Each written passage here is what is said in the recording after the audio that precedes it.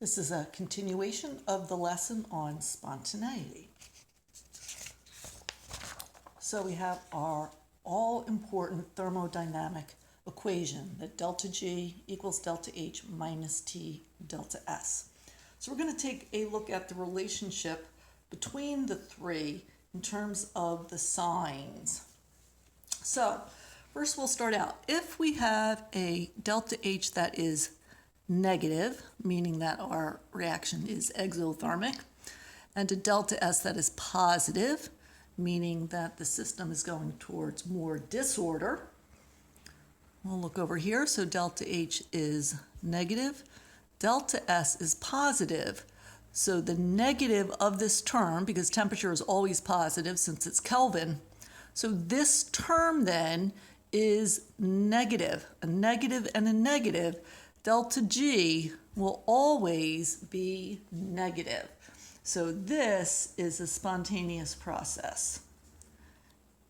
And it does not matter what the temperature is, it will always be spontaneous. If we have the case where we have an endothermic process and our entropy is becoming more ordered or less disordered, where that is negative, now delta H is positive, delta S is negative. The negative of negative is positive. These two terms, it's positive plus a positive. Delta G will always be positive. So no matter what the temperature is, this is a non-spontaneous process, or we could say it's spontaneous in the reverse direction. If we change the direction, then we change the sign, just like in Hess's law. All right, so how about if we have where our delta H is negative, it is exothermic, and our delta S is also negative, getting more ordered. So this is negative, delta S is negative. Negative of a negative is positive. We have a negative and a positive. So our delta G can be positive or it can be negative. It depends on the temperature here. So here, since delta H is negative, when our temperature is low, when this is a small number, then this term is not as important. As the temperature increases, then this term becomes more and more important. So we can say that we are spontaneous at low temperatures.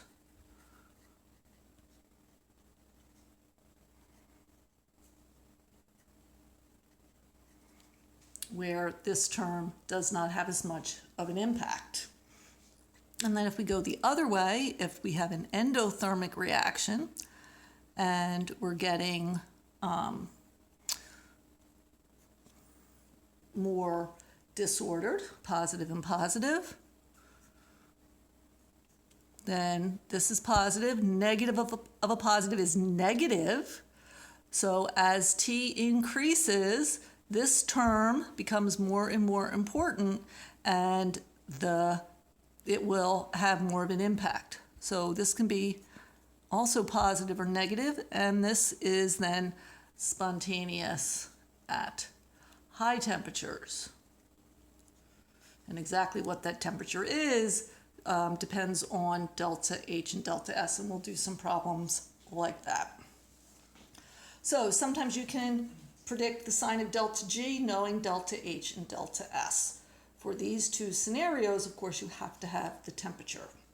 So we know that spontaneity is driven by a negative delta H and a positive delta S. So that's the best case scenario in terms of getting a negative delta G.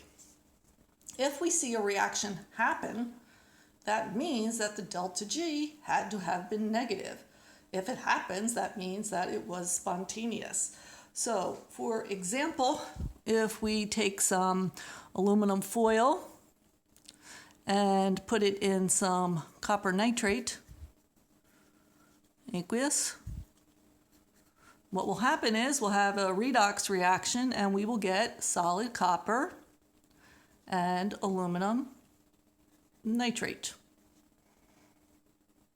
And we did that in lab back when you guys were in honors chem, and we saw that happens. Let me quick balance this. So I think that's 2 and 3 and 3 and 2. So because we see this happen, that means that the delta G has to be negative. So then we know that delta G equals delta H minus T delta S. Delta G is negative, so that tells us something about what these have to be. Okay, so let's look at a problem here. At which temperature will a process with a delta H of negative 18 kilojoules per mole and a delta S of negative 60 joules per Kelvin mole become non-spontaneous? So when our delta H and delta S have the same sign, that's where we're going to have temperature impacting whether our process is spontaneous or non-spontaneous. All right, so we use our equation. Delta G equals delta H minus T delta S. So where delta G goes from being negative to positive is at 0. That's kind of like the knife edge. On one side, delta G is negative. On the other side, delta G is positive. So we're going to look at where delta G is 0. And remember, that's where we would be at equilibrium. All right, so our delta H is negative 18 kilojoules per mole of reaction, minus, we're looking for T, and our delta S is negative 60 joules. Now I'm going to change that into kilojoules. We have to have units be the same. It doesn't matter what we choose, it just has to be the same. So multiply by negative 0.060 kilojoules per Kelvin mole. All right, and now we can put T over here. So T times negative 0.060 kilojoules per Kelvin equals negative 18 kilojoules. Divide both sides by negative 0.060. And let's see what we get. Okay, negative 18 divided by negative 0.060 equals. So we get 300. And let's see, with 2 sig figs, we'll just put a bar there, meaning that that's significant. Now, this is the Kelvin temperature. So that is 300 Kelvin. Now for question wanted to know degrees centigrade, well, we just subtract 273 and we would get 27 degrees C, although with sig figs, that would be 30 degrees C to the 10th place.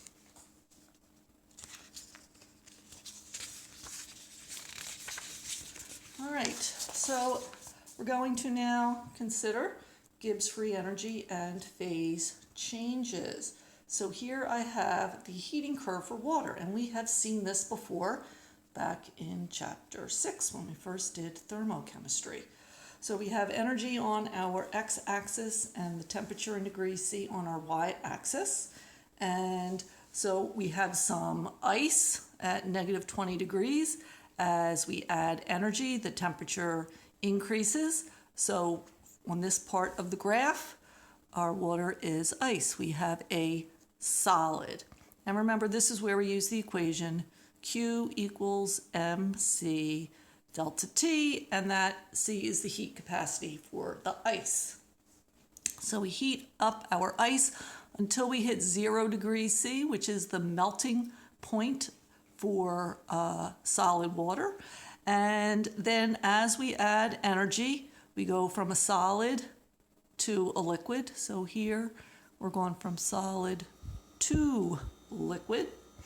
And at this point, our equation, we can't say Q equals mc delta T because we do not have a delta T. Our temperature stays at 0. So this is where Q equals N, the number of moles, times the delta H of fusion. And that is just the enthalpy change when 1 mole of ice goes from solid to liquid. When we've reached this point, now we have turned all the solid ice into liquid water, and now we just heat up our water. So at this section now, all of our substance is in the liquid state, and again, here we can use Q equals mc delta T. When we reach this point, now all of our water has been brought to 100 degrees, the boiling point of water, and now we have another phase change from liquid to gas. And again, we don't have a change in temperature. When we add energy, we're increasing the potential energy. So here, Q equals the number of moles times the delta H of vaporization. And then when we vaporize all of our liquid, now we're just heating up our gas. So now we have the gas phase, and we can use Q equals mc delta T. For these 3 points where we have a non-zero slope, this heat capacity is different.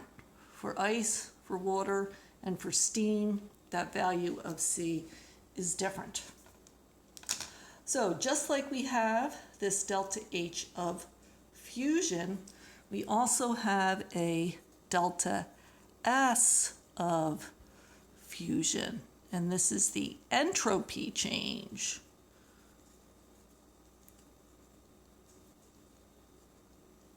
When 1 mole of a substance goes from solid to liquid. And of course, if we went the other way, liquid to solid, it would be the same number. We would just change the sign. And then we also have a delta S of vaporization. And that's just the entropy change, the S change, when we go from liquid to a gas. And we're going to use this, oops, I ran off the page. Okay, we're going to use this to solve some problems. Okay, so here is our problem. The molar heat of fusion of water is 6.02 kilojoules per mole. What is the molar entropy of fusion?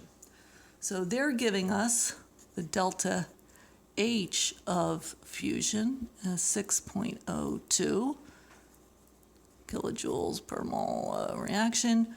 We want to find what is the delta S of fusion. Now, we're talking about water.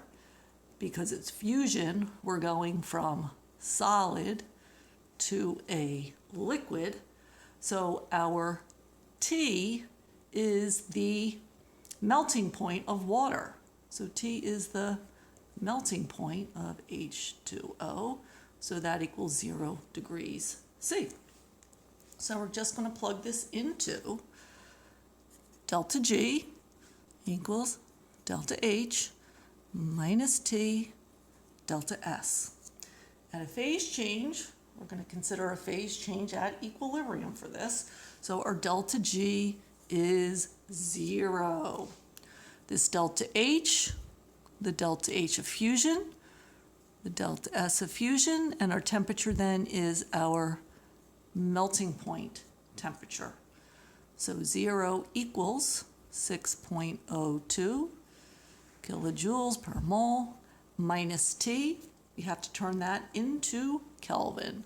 So 273 Kelvin times the delta S of fusion. So solve for delta S of fusion. And I did that earlier. What is it? I can't find my notes. Oh, here we go. So we get 0.0221. The units here are kilojoules per Kelvin. And usually we report this in joules, so this would be the same thing as 22.1 joules per Kelvin for our final answer. All right, we'll do one more problem. For mercury, the molar enthalpy of vaporization is 58.51 kilojoules per mole, and the molar entropy of vaporization is 92.92 joules per Kelvin mole. What is the normal boiling point of mercury? And this just means the boiling point at 1 atmosphere pressure, which we'll assume we've had that for all our problems. Okay, so now we have the delta H of vaporization, and that is 58.51 kilojoules mole Kelvin, and the delta S of vaporization, which is 92.92 joules per Kelvin mole. So notice the joules and the kilojoules. And we're looking for the boiling point. So we're going to use delta G equals delta H minus T delta S.